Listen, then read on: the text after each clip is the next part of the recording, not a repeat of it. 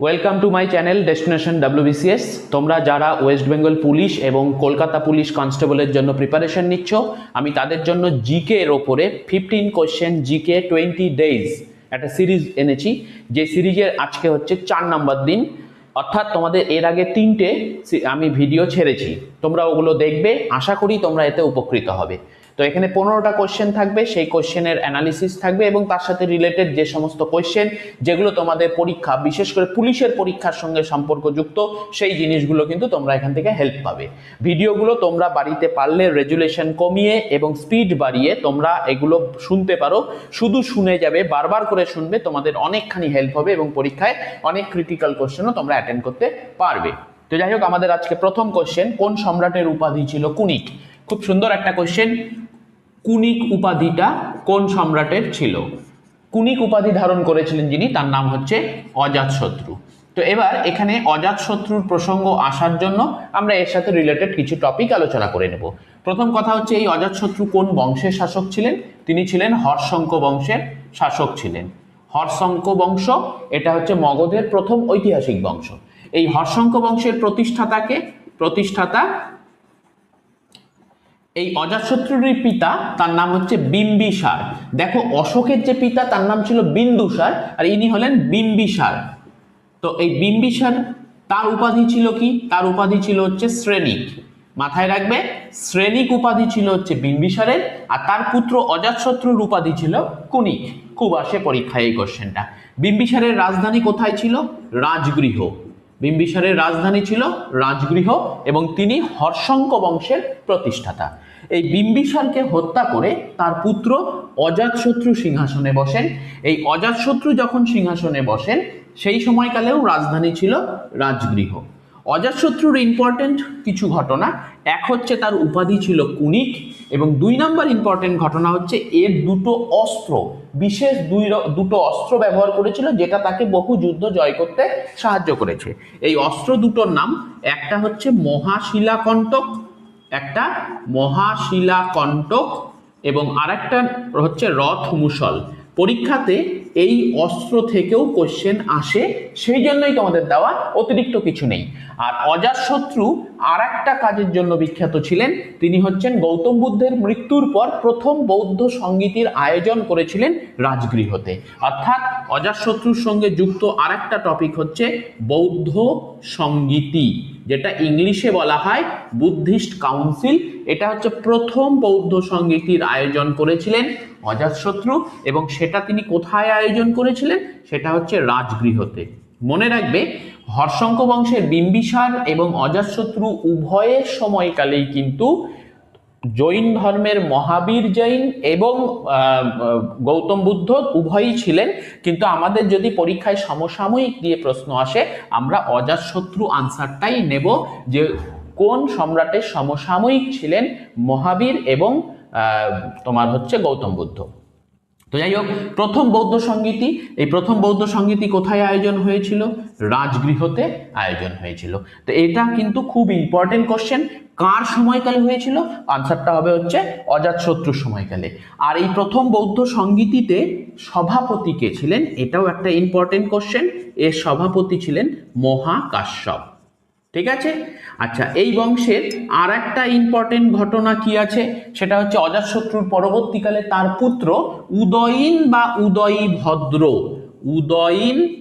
বা উদয়ভদ্র তিনি কিন্তু রাজা হয়েছিলেন। ঠিক আছে।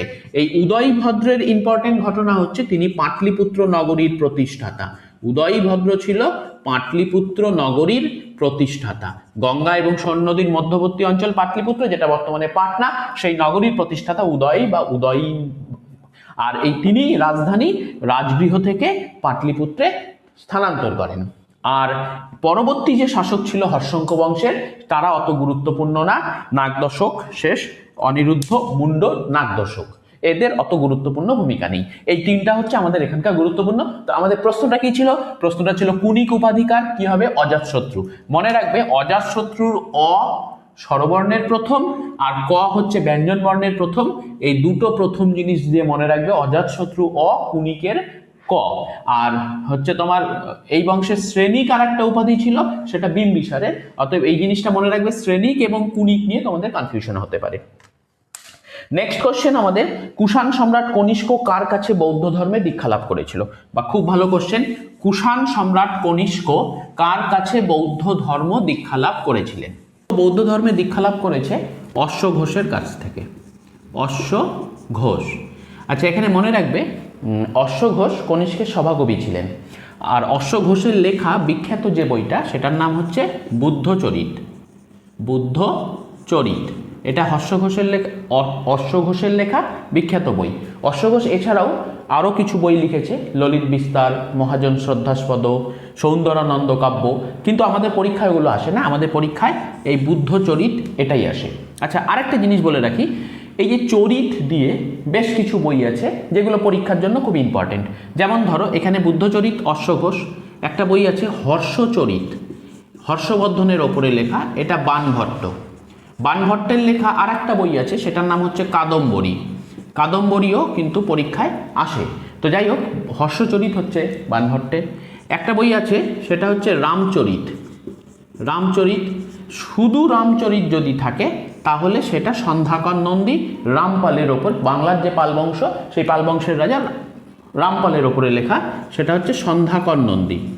সন্ধ্যাকর নন্দী। আর যদি রামচরিতের সঙ্গে রামচরিত মানস কথাটা থাকে, রামচরিত মানস, তাহলে সেটা কিন্তু তুলসীদাস। ইম্পর্টেন্ট, মাথায় রাখবে, সেটা হচ্ছে তুলসীদাস। এছাড়া আর একটা চরিত আছে, সেটা হচ্ছে বিক্রমাঙ্ক দেব চরিত। এই গ্রন্থটার লেখক হচ্ছে বিলহন। এর লেখক হচ্ছে বিলহন। আগের ভিডিওতে তোমরা কলহন পেয়েছো, কলহনের যেটা সেটা রাজতরঙ্গিনী, এটা বিলহনের বিক্রমাঙ্কদেব চরিত। এগুলো চরিত দিয়ে লেখা গ্রন্থ। আচ্ছা, অশ্ব ঘোষ কে ছিলেন? কনিষ্কের সভাকবি।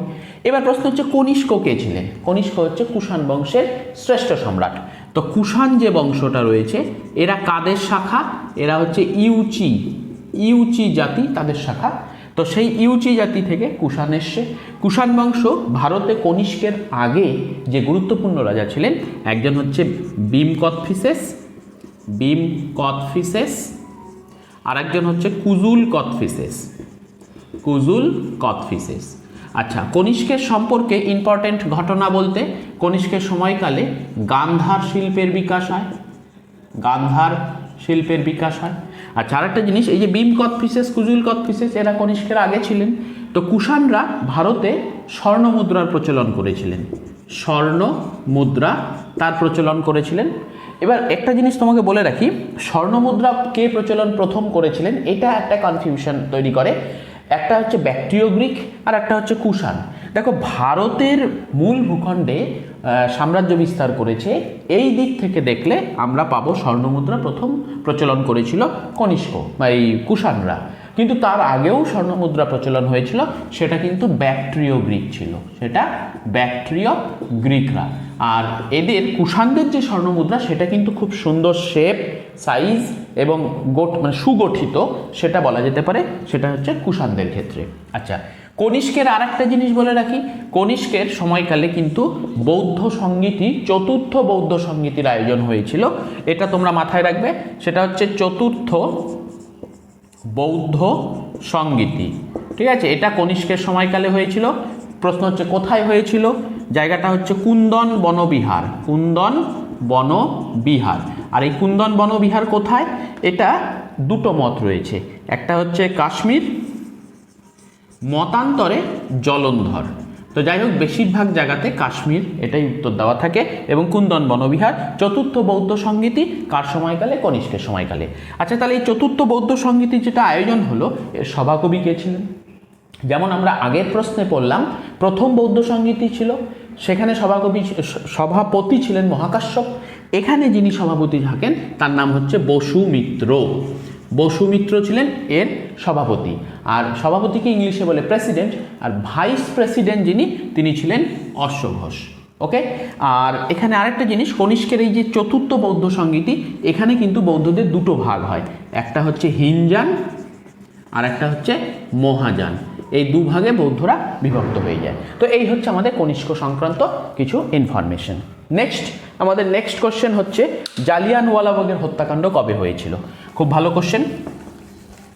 তোমরা দেখো, জালিয়ানওয়ালাবাগের হত্যাকাণ্ড হয়েছিল 13ই এপ্রিল 1919। এর সাথে ইম্পর্টেন্ট টপিক কি? প্রথম প্রশ্ন হচ্ছে 13ই এপ্রিল 1919 এটা হয়েছিল আমাদের জালিয়ানওয়ালাবাগ হত্যাকাণ্ড। আচ্ছা, এই জালিয়ানওয়ালাবাগ হত্যাকাণ্ড যে হয়েছিল সেখানে কার প্রতিবাদে ঘটনাটা হয়েছিল? মূলত যেটা ছিল রাওলাট আইন। রাওলাট আইনের প্রতিবাদ হয়েছিল, আর সেই প্রতিবাদে শান্তিপূর্ণ একটা একটা মিটিং ডাকা হয়েছিল, আর সেই মিটিংয়েই জেনারেল ও ডায়ারের নেতৃত্বে গুলি চালানো হয়, যেটাকে জালিয়ানওয়ালাবাগ হত্যাকাণ্ড বলা হয়। তো সেই রাওলাট আইন এবং মন্টেগু চেমসফোর্ড শাসন সংস্কার, এই দুটো জিনিস একসাথে হয়েছিল হচ্ছে 1919-এ। এই দুটো চালু হয়েছিল। আর 1919 সালে 13ই এপ্রিল জালিয়ানওয়ালাবাগ হত্যাকাণ্ড। চেমসফোর্ড ছিলেন হচ্ছে ভাইসরয়। চেমসফোর্ড ছিলেন তখন ভারতের ভাইসরয়, আর মন্টেগু ছিলেন হচ্ছে ভারত সচিব। ভারত সচিব হচ্ছে ভারতে ভাইসরয় সবচেয়ে উঁচু পদ। এবার এই ভাইসরয় ভারতে যা কার্যকলাপ করবে তার সমস্ত কিছু সে ইংল্যান্ডের পার্লামেন্টে জানাবে, অথবা ইংল্যান্ডের পার্লামেন্ট যা নির্দেশ দেবে সেটা ভাইসরয় ভারতে পালন করবে। এবার ইংল্যান্ডের পার্লামেন্ট আর ভারতে ভাইসরয়ের মাঝখানে সেতু বা ব্রিজ হিসাবে যিনি কাজ করবেন তিনি হচ্ছেন এই ভারত সচিব পদটা, আর সেটা হচ্ছে মন্টেগু। এবার এই চেমসফোর্ডের যে সময়কালটা ছিল সেটা ছিল হচ্ছে 1916 থেকে 21। এই সময়কালের গুরুত্বপূর্ণ ঘটনা তাহলে কি? 1 নাম্বার হচ্ছে রাওলাট আইন, 2 নাম্বার হচ্ছে মন্টেগু চেমসফোর্ড শাসন সংস্কার, 3 নাম্বার হচ্ছে জালিয়ানওয়ালাবাগ হত্যাকাণ্ড। আর এই 21 সাল যেহেতু, তার মানে এই সময়কালে এই চেমসফোর্ডের সময়েই কিন্তু শুরু হয় তোমার গান্ধীজির যে অহিংস অসহযোগ আন্দোলন। গান্ধীজির অহিংস অসহযোগ আন্দোলন কিন্তু এই সময়ই শুরু হয়ে যায় 1920। আর কি হয়? গান্ধীজির আরও দুটো চম্পারণ সত্যাগ্রহ, আহমেদাবাদ কটন মিল টেক্সটাইল, তারপরে তোমার খেরা সত্যাগ্রহ, এগুলো এই সময়কালেই হয়। আরেকটা ইম্পর্টেন্ট ঘটনা, আমরা শিক্ষা সংক্রান্ত যে সমস্ত কমিটিগুলোর নাম শুনেছি তার মধ্যে প্রথম যে কমিটি ছিল আমাদের সেটা হচ্ছে মেকলে মিনিট। এই মেকলে মিনিট হচ্ছে উইলিয়াম বেন্টিংকের সময়কালে। তারপরে আসবে তোমাদের উডের ডেসপ্যাচ। এই উডের ডেসপ্যাচ সেটা হচ্ছে তোমাদের ডালহৌসির সময়কালে। নেক্সট হচ্ছে আমাদের হান্টার কমিশন হচ্ছে লর্ড রিপনের সময়। নেক্সট হচ্ছে র্যালে কমিশন। এই র্যালে কমিশন সেটাই হচ্ছে তোমাদের ইউনিভার্সিটি কমিশন, এটা লর্ড কার্জনের সময়কালে। এবং এই সময়কালে চেমসফোর্ডের সময় আসে আমাদের স্যাডলার কমিশন। এই স্যাডলার কমিশনের কাজ ছিল, এটাও 1970-তে স্যাডলার কমিশন হচ্ছে কলকাতা বিশ্ববিদ্যালয়ের পঠন পাঠনের মান উন্নয়ন করার জন্য সুপারিশ করেছিল। তো এই হচ্ছে আমাদের জালিয়ানওয়ালাবাগ হত্যাকাণ্ড এবং সেই সমসাময়িক কিছু ইনফরমেশন। নেক্সট কোশ্চেন আমাদের, বীরবলের আসল নাম কি? 4 নাম্বার কোশ্চেন হচ্ছে বীরবলের প্রকৃত নাম কি? বীরবল কে ছিলেন? বীরবল ছিলেন আকবরের রাজসভায় যে নবরত্ন ছিল তার একজন অন্যতম। বীরবলের প্রকৃত নাম হচ্ছে মহেশ দাস। ঠিক আছে, মহেশ দাস। বীরবল কি জন্য বিখ্যাত ছিলেন? বীরবল হচ্ছে হাসাতে পারতেন। রাজার রাজসভার গুরুগম্ভীর বিষয়ের মাঝখানে হাসি ঠাট্টা আমোদ প্রমোদের প্রয়োজন হলে বীরবল তার বুদ্ধির মাধ্যমে হাসাতেন। তার মানে আমি এর আগে ভিডিওতে বলেছিলাম যে আকবর তার নবরত্ন সভায় যতজন ছিল প্রত্যেককেই কিন্তু কোনো না কোনো যুদ্ধে পাঠিয়েছিলেন। তো বীরবলকেও কিন্তু যুদ্ধে পাঠিয়েছিলেন এবং যুদ্ধে গিয়েই তিনি কিন্তু সেখানকার ট্রাইবাল উপজাতিদের কাছে, ট্রাইবাল বা উপজাতি যারা, তাদের হাতে তিনি নিহত হয়েছিলেন। যুদ্ধক্ষেত্রেই কিন্তু মারা গেছিলেন বীরবল। তো বীরবলের প্রকৃত নাম হচ্ছে মহেশ দাস। আকবরের রাজসভায় আরেকজন বিখ্যাত ব্যক্তি, তার নাম হচ্ছে তানসেন। তিনি গোয়ালিয়রের লোক ছিলেন। তানসেন, এর প্রকৃত নাম হচ্ছে রামতনু পাণ্ডে। নেক্সট আমরা মেডিয়াভেলে কিছু রাজার নাম পাবো যাদের প্রকৃত নাম এবং সুলতান হওয়ার পরে তাদের নাম আলাদা হয়। যেমন গিয়াসউদ্দিন বলবানের প্রকৃত নাম হচ্ছে উলুগ খান। মোহাম্মদ বিন তুগলক, এর প্রকৃত নাম হচ্ছে জৌনা জৌনা খাঁ এবং সিকান্দার লোদির প্রকৃত নাম হচ্ছে নিজাম খান। তো এগুলো আমাদের পরীক্ষায় আসে, ইম্পর্টেন্ট কোশ্চেন। নেক্সট কোশ্চেন আমাদের 1761 সালে পানিপথের তৃতীয় যুদ্ধের সময় পেশোয়া কে ছিলেন? খুব ভালো প্রশ্ন। 1761 সাল পানিপথের তৃতীয় যুদ্ধ। আমরা জানি পানিপথে 3টে যুদ্ধ হয়েছিল। তো প্রথম পানিপথের প্রথম যুদ্ধ যেটা সেটা 1526 বাবরের সাথে ইব্রাহিম লোদি। দ্বিতীয় যুদ্ধ যেটা সেটা 1556, এই যুদ্ধের মানে আকবরের সাথে শেরশাহ সেনাপতি হিমু তার হয়েছিল। আর তৃতীয় যুদ্ধ হয়েছিল 1761 সালে। তৃতীয় যুদ্ধে দুটো পক্ষ ছিল, একটা পক্ষে ছিল হচ্ছে আহমেদ শাহ আবদালি আফগানিস্তান, আর আরেক দিকে ছিল হচ্ছে মারাঠা। এবার মারাঠাদের মধ্যে তখন পেশোয়া কে ছিলেন? মারাঠাদের মধ্যে পেশোয়া ছিলেন হচ্ছে বালাজি বাজিরাও পেশোয়া ছিলেন। আর মারাঠা সেনাপতি বালাজি বাজিরাওয়ের হয়ে যুদ্ধে যিনি এসেছিলেন তার নাম হচ্ছে সদাশিব রাও। আর মারাঠাদের ক্ষেত্রে ভাও শব্দটা যোগ হয়, সদাশিব রাও ভাও, তিনি ছিলেন হচ্ছে সেনাপতি যুদ্ধে। তো এই যুদ্ধে কে জিতেছিল? এই যুদ্ধে আহমদ শাহ আবদালি জয়লাভ করেছিল। এদের দুজন সম্পর্কে সামান্য একটু ইনফরমেশন। আহমদ শাহ আবদালি কে ছিলেন? আফগানিস্তান ঠিক নয়, পার্সিয়া, ইরান এবং আফগানিস্তান সেখানকার। তো এবার এই আহমদ শাহ আবদালি কে ছিলেন? আহমদ শাহ আবদালি ছিলেন নাদির শাহের সেনাপতি। তো প্রথমে আসি নাদির শাহ ভারত আক্রমণ করেছিলেন 1739, ভারত আক্রমণ নাদির শাহের। আচ্ছা, এই সময় তিনি একটা যুদ্ধ করেছিলেন, সেটা হচ্ছে কার্নালের যুদ্ধ।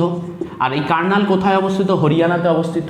এই যুদ্ধে নাদির শাহের মুখোমুখি হয়েছিলেন তিনি হচ্ছেন সাদাত খান, অযোধ্যার নবাব। এবং সেই যুদ্ধে অযোধ্যার নবাব সাদাত খান পরাজিত হন এবং তিনি দিল্লি আসেন, দিল্লি লুট করেন। এবং দিল্লি থেকে বিশেষ করে দুটো জিনিস তিনি লুট করেছিলেন, একটা হচ্ছে কোহিনূর আর একটা হচ্ছে ময়ূর সিংহাসন। এই দুটো জিনিস তিনি দিল্লি থেকে লুট করেছিলেন। ময়ূর সিংহাসন যেটা, সেটাকে বলা হয় তখ্ত ই তাবুস। এই ময়ূর সিংহাসন কে নির্মাণ করেছিলেন? বেবাদল খাঁ নির্মাণ করেছিল। আর মোগলদের আরেকটা বিখ্যাত জিনিস সেটা হচ্ছে তাজমহলের স্থপতি হচ্ছে ঈশা খাঁ। যাই হোক, এই নাদির শাহ যিনি ছিলেন, নাদির শাহকে বলা হতো দ্বিতীয় আলেকজান্ডার। আরেকটা জিনিস বলা হতো, সেটা হচ্ছে পারস্যের তলোয়ার তাকে বলা হতো। ঠিক আছে, পারস্যের তলোয়ার। এবং পারস্যের সর্বকালের শ্রেষ্ঠ সম্রাট নাদির শাহ।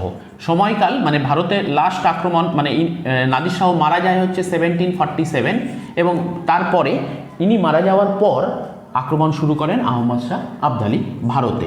1748 থেকে 67 পর্যন্ত আহমদ শাহ আবদালি ভারত আক্রমণ করে। এই আহমদ শাহ আবদালি ভারতে আক্রমণ যখন করেন, তিনি মোগল সাম্রাজ্য আক্রমণ করেন। এবং তখন মোগলদের ছিল আলমগীর টু, মানে দ্বিতীয় আলমগীর তখন মোগল বাদশাহ ছিলেন। প্রথম আলমগীর হচ্ছে ঔরঙ্গজেবের উপাধি ছিল আলমগীর।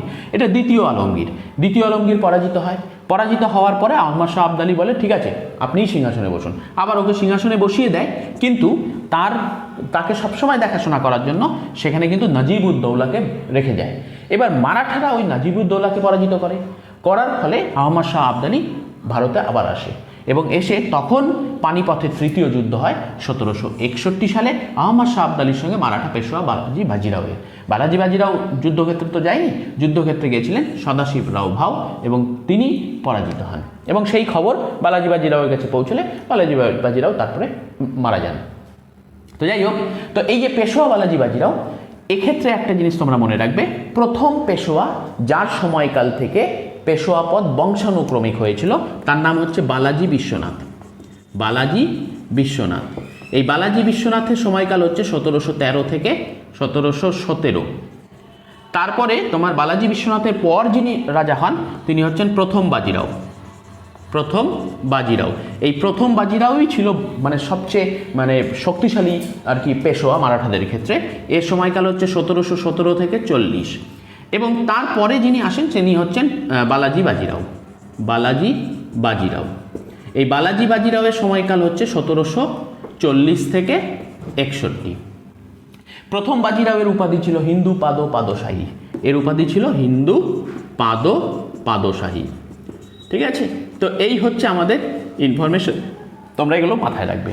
ঠিক আছে, তো নেক্সট কোশ্চেন আমাদের মেঘালয়ের রাজধানী। খুব ভালো কোশ্চেন, রাজধানী থেকেও প্রশ্ন আসে, সেটা ভারতের কোনো রাজ্যের রাজধানী অথবা পৃথিবীর কোনো দেশের রাজধানী, সেখান থেকে কিন্তু আমাদের পরীক্ষায় কোশ্চেন আসে। তো এই কোশ্চেনটা ছিল মেঘালয়ের রাজধানী। আমরা নর্থ ইস্টকে একটু কভার করে নিই।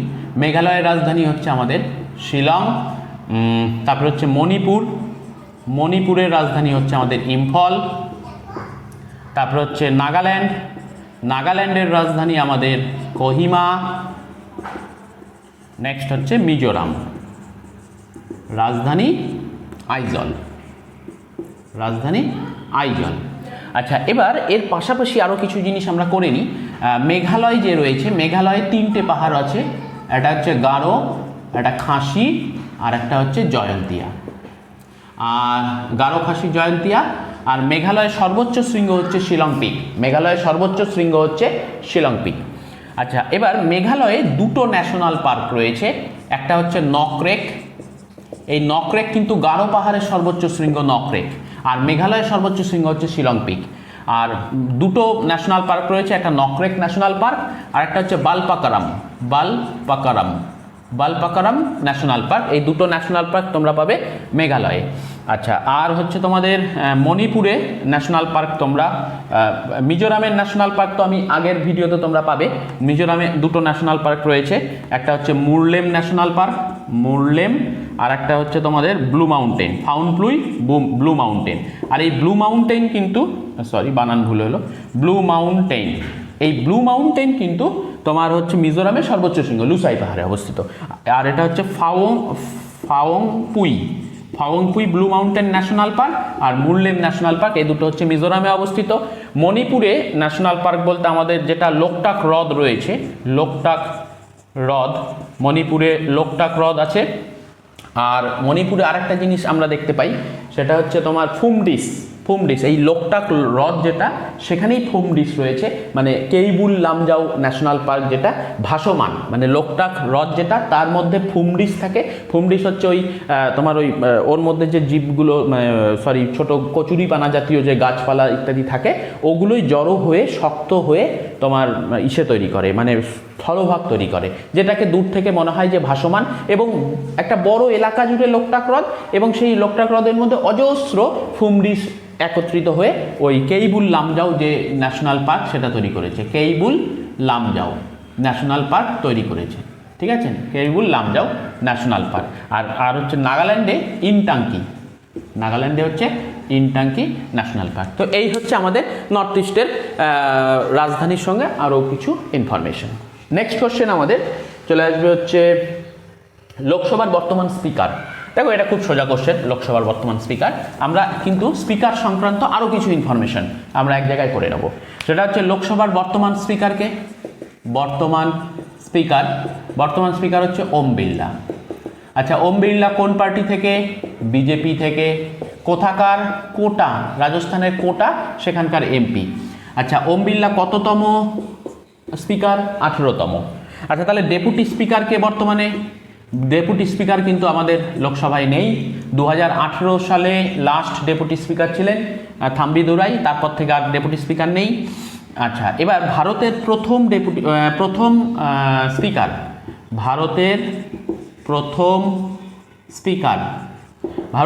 স্পিকার এখানে আমরা দুভাগে করব। একটা হচ্ছে পরাধীন ভারতের প্রথম স্পিকার ছিলেন হচ্ছে বিঠল ভাই প্যাটেল। তিনি ছিলেন পরাধীন ভারতের প্রথম স্পিকার 1925-এ। আর স্বাধীন ভারতের প্রথম স্পিকার, স্বাধীন ভারতে এক্ষেত্রে আমরা পাবো হচ্ছে তোমার জিভি মাভালাঙ্কার, গণেশ বাসুদেব মাভালাঙ্কার, জিভি মাভালাঙ্কার। আচ্ছা, এবার আমরা ডেপুটি স্পিকার যদি করি, পরাধীন ভারতের ডেপুটি স্পিকার সেটা হচ্ছে তোমার সচ্চিদানন্দ সিনহা। ইনি হচ্ছে 1921 সালে প্রথম ডেপুটি স্পিকার হয়েছিলেন। আর স্বাধীন ভারতে ডেপুটি স্পিকার যদি করি তাহলে অনন্তস্বামী আয়াঙ্গার। তো এইগুলো হচ্ছে আমাদের স্পিকার সংক্রান্ত কিছু ইনফরমেশন। নেক্সট কোশ্চেন আমাদের, কত সালে ভারতীয় সংবিধান পঞ্চায়েতি রাজ অন্তর্ভুক্ত হয়? খুব সুন্দর। তো পঞ্চায়েতি রাজ, এখান থেকে আমরা কি কি কোশ্চেন দেখব? দেখো, পঞ্চায়েতি রাজ প্রসঙ্গ আমাদের সংবিধানে ডিপিএসপিতে আছে, directive principle of state policy, article 40।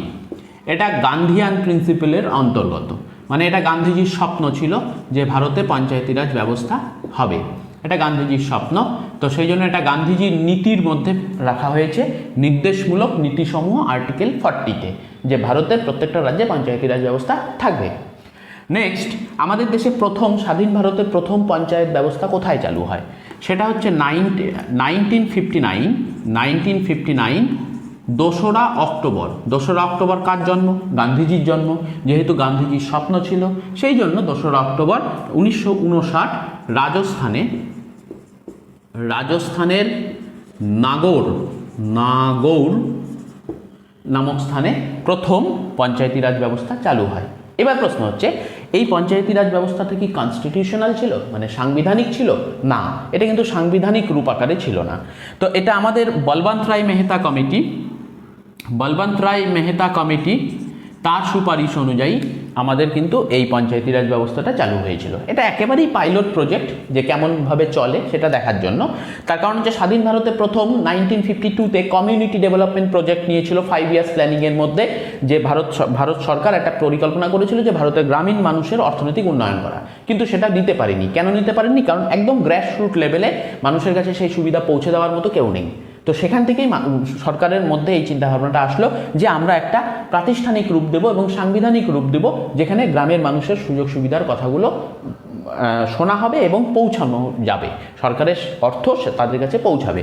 তো সেখান থেকে আমাদের পঞ্চায়েতি রাজের ধারণার সূত্রপাত, এবং সেটা রাজস্থানের নাগৌরে সেটা প্রথম চালু হয়, এবং সেটা কবে? 1959 সালের 2nd অক্টোবর। এবার তারপর থেকে কিন্তু কেন্দ্র সরকার এটাকে সাংবিধানিক রূপ দেওয়ার জন্য চেষ্টা করতে থাকে, বিভিন্ন কমিশন গঠন করা হয়, কিন্তু সেটা কোনো না কোনো কারণবশত সেটা হয় না। এবং অবশেষে সবশেষে 73 মানে 73তম সংবিধান সংশোধনী মাধ্যমে 1992 সালে আমাদের সংবিধানের অন্তর্ভুক্ত হয় পঞ্চায়েতি রাজ ব্যবস্থাটা। আর এই যে সংবিধানের অন্তর্ভুক্ত হয় 73তম সংবিধান সংশোধনীতে, এটাতে কিন্তু আমাদের পঞ্চায়েত অন্তর্ভুক্ত হয়, আর 74তমতে আমাদের মিউনিসিপ্যালিটি অন্তর্ভুক্ত হয়। মিউনিসিপ্যালিটি এটা আমাদের 74তম। এবার তাহলে সংবিধানে কোন আর্টিকেলে রয়েছে? আর্টিকেল 243 থেকে 243 ও, এটা 0 না, এটা ও, 243 ও পর্যন্ত আমাদের পঞ্চায়েত ব্যবস্থা। আর পার্ট হচ্ছে তোমার 9। আর 74তম সংবিধান সংশোধনীতে যে মিউনিসিপ্যালিটি আসে, এটা আমাদের আর্টিকেল 243, এখানে ওতে শেষ হয়, এটা পিতে শুরু হয়, সেখান থেকে 243 ZG এই পর্যন্ত হচ্ছে আমাদের মিউনিসিপ্যালিটি। পার্ট কত? এটা 9, আর এটা হচ্ছে 9A। তো এই হচ্ছে আমাদের পঞ্চায়েতি রাজ ব্যবস্থা, তার সঙ্গে মিউনিসিপ্যালিটির আর্টিকেল। ঠিক আছে, নেক্সট কোশ্চেন আমাদের, প্রধানমন্ত্রী গ্রাম সড়ক যোজনা। খুব ভালো কোশ্চেন, এটা ইকোনমিক্সের কোশ্চেন আমাদের 5 ইয়ার্স প্ল্যানিং থেকে। ইকোনমিক্সের 5 ইয়ার্স প্ল্যানিং থেকে কোশ্চেন, প্রধানমন্ত্রী গ্রাম সড়ক যোজনা কবে চালু হয়? দেখো, এটাকে সংক্ষেপে বলে PMGSY, প্রধানমন্ত্রী গ্রাম সড়ক যোজনা। এটা চালু হয়েছে 2000 সালে এবং 25শে ডিসেম্বর। সেই সময়কালে এই 2000 সালে ভারতবর্ষের প্রধানমন্ত্রী, তার নাম হচ্ছে অটল বিহারী বাজপেয়ী, এবং তার জন্মদিন 25শে ডিসেম্বর। তো 25শে ডিসেম্বর তার জন্মদিনের দিন প্রধানমন্ত্রী গ্রাম সড়ক যোজনা চালু হয়। এটা হচ্ছে অল ওয়েদার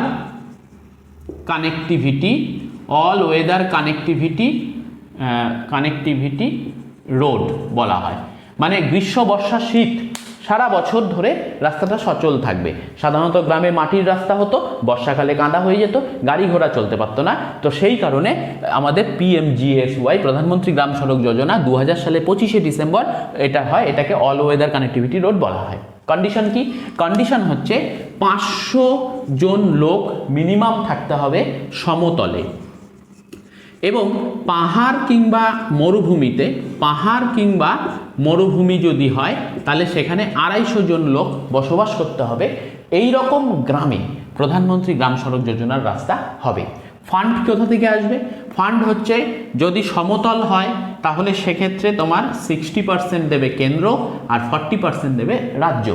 আর পাহাড় বা মরুভূমির ক্ষেত্রে, বা মরুভূমি হবে না, পাহাড়, বিশেষ করে নর্থ ইস্টের যে স্টেটগুলো রয়েছে এবং ইউনিয়ন টেরিটরি যেগুলো রয়েছে, সেখানে 90% দেবে কেন্দ্র, 10% দেবে হচ্ছে সেখানকার সরকার।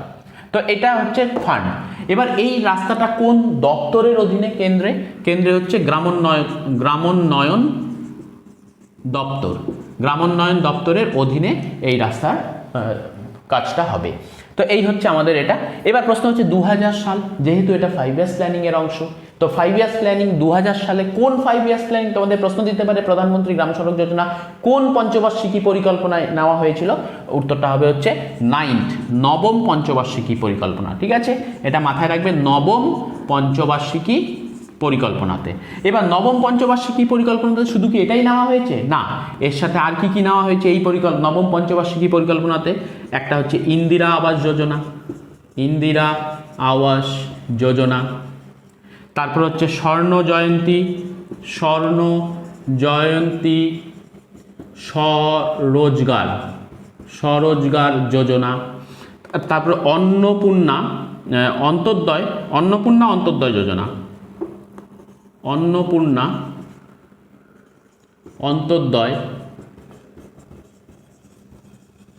যোজনা, তারপরে সর্বশিক্ষা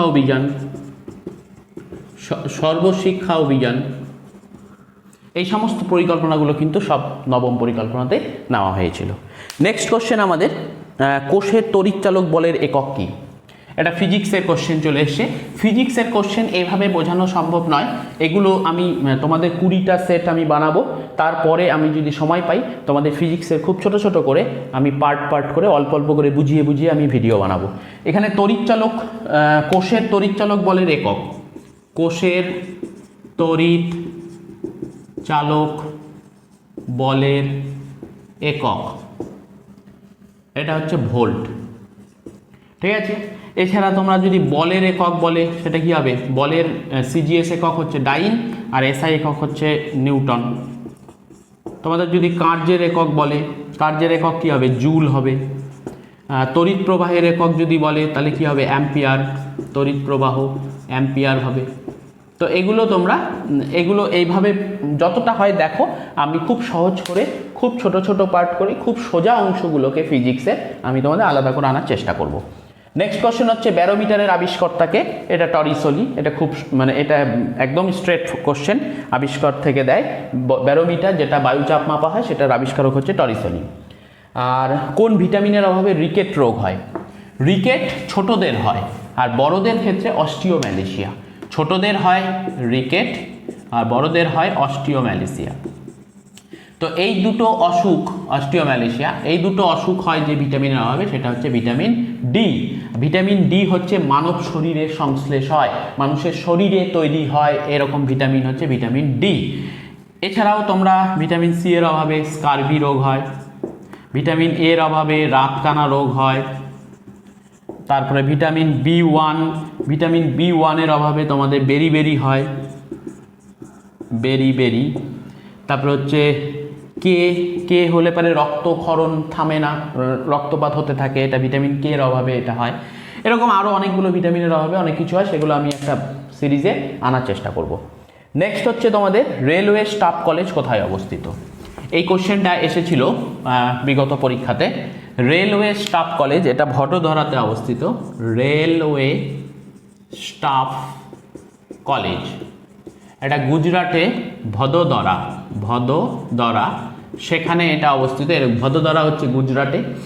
এই রেলওয়ে স্টাফ কলেজ যে ভদোদরাতে, সেখানেই 2018 সালে প্রথম ভারতে রেলের নিজস্ব ইউনিভার্সিটি প্রথম এই ভদোদরাতেই হয়েছিল। তো এটা মনে রাখবে, রেলের ইউনিভার্সিটি ভারতে প্রথম, সেটা কিন্তু আমাদের এই ভদোদরাতে 2018 সালে হয়েছিল। আর যদি তোমাদের দেয় আরপিএফ একাডেমি কোথায় অবস্থিত, সেটা কিন্তু Lucknow. RPF railway protection force যেটা, সেটা কিন্তু তোমার লখনৌতে অবস্থিত। নেক্সট কোশ্চেন হচ্ছে এশিয়ার দীর্ঘতম নদী কোনটা? এশিয়ার দীর্ঘতম নদী হচ্ছে ইয়াংসিকিয়াং। ইয়াংসিকিয়াং হচ্ছে আমাদের এশিয়ার দীর্ঘতম নদী। যদি পৃথিবীর দীর্ঘতম নদী বলে, তাহলে সেটা হবে নীল নদ। আর যদি বলে বৃহত্তম নদী বলে, পৃথিবীর দীর্ঘতম বললে নীল নদ, আর বৃহত্তম বললে কিন্তু আমাজন। বৃহত্তম হচ্ছে আমাজন। ঠিক আছে, তো ইয়াংসিকিয়াং। আর চীনে ইয়াংসিকিয়াং কোথায়? এটা চীনে অবস্থিত। চীনে আর একটা নদী আছে, সেটাকে বলে হুয়াংহো। এই হুয়াংহো হচ্ছে পিত নদী, হলুদ, আর একে চীনের দুঃখ বলে। একে চীনের দুঃখ বলা হয়। লাস্ট কোশ্চেন আমাদের বিখ্যাত কয়েকটা মরুভূমি। তো বিখ্যাত কয়েকটা মরুভূমি থেকে যেটা প্রশ্ন আসে পরীক্ষায়, সেটা হচ্ছে কোনো একটা মরুভূমির নাম দিয়ে দেয় এবং বলে এটা কোন মহাদেশে অবস্থিত। তো সেক্ষেত্রে আমাদের কালাহারি এবং সাহারা, এই দুটো মরুভূমি হচ্ছে আফ্রিকাতে অবস্থিত। কালাহারি এবং সাহারা আফ্রিকাতে অবস্থিত। গোবি মরুভূমি হচ্ছে মঙ্গোলিয়া, এটা এশিয়াতে অবস্থিত। তারপরে তোমাদের হচ্ছে গ্রেট ভিক্টোরিয়া হচ্ছে অস্ট্রেলিয়াতে অবস্থিত। Great Victoria, Australia. নেক্সট হচ্ছে প্যাটাগোনিয়া। এটা হচ্ছে দক্ষিণ আমেরিকা। ঠিক আছে, তো এগুলো তোমরা মনে রাখবে। কালাহারিটা দেয় খুব পরীক্ষায়, আর গোবিটা খুব পরীক্ষায় আসে। প্যাটাগোনিয়াও দেয় দক্ষিণ আমেরিকা। তো এগুলো তোমাদের আজকের 15টা কোশ্চেন। তোমাদের বারবার করে বলছি, এই সিরিজ আমার 20টা চলবে, মানে 20টা সেট আমার চলবে। তোমাদের পুলিশের যে পরীক্ষা সম্ভাব্য ডেট আছে নভেম্বরের শেষের দিকে, তার আগে আমি তোমাদের এটা শেষ করে কারেন্ট অ্যাফেয়ার্স এবং ফিজিক্সের খুব ছোট এবং যেগুলো পরীক্ষায় আসে সেই টাইপের জিনিসগুলো কনসেপচুয়ালি আনার চেষ্টা করব। ভালো থাকবে, টাটা।